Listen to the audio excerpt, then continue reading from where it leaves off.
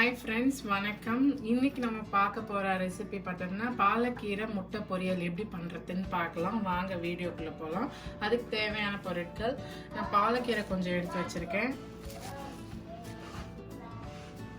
வெங்காயம் ஒரு வெங்காயத்தை வந்து பொடியாக கட் பண்ணி வச்சுருக்கேன். தாளிக்கிறதுக்கு எண்ணெய், கடுகு, ஜீரகம், காரத்துக்கு பெப்பர் பவுடர் எடுத்திருக்கேன் எக்கு பண்ணுறதுனால, சால்ட்டு,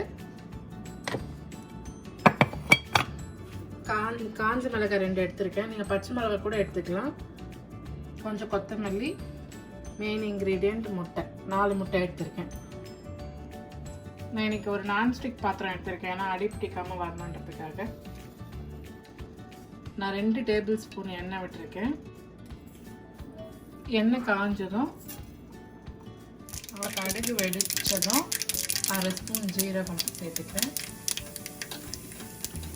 அப்புறம் நான் இந்த காஞ்ச மிளகாயை சேர்க்குறேன்.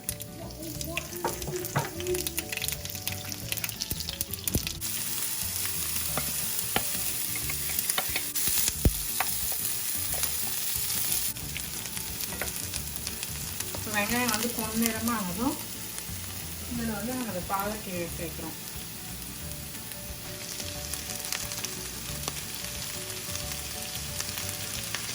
தண்ணி இல்லாமல் கொட்டை பிழிஞ்சு சேர்த்துக்கோங்க.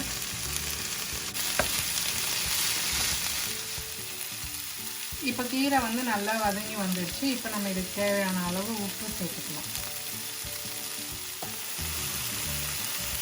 இப்போ நம்ம வச்சிருக்க முட்டையை உடைச்சி இதில் ஊற்றலாம்.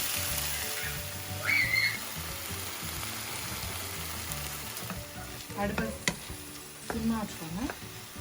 கொஞ்ச நேரம் அந்த முட்டை அப்படியே ஆகட்டும். இப்போ நல்லா முட்டை வெந்துருச்சு. கீரையோட நல்லா பைண்டாகி சூப்பராக வந்துடுச்சு. இப்போ பெப்பர் பவுடர் ஆட் பண்ணலாம். அவங்கவுங்க காரத்துக்கு தகுந்த மாதிரி ஆட் பண்ணிக்கோங்க. நான் ஒரு 1/2 டீஸ்பூன் ஆட் பண்ண போகிறேன்.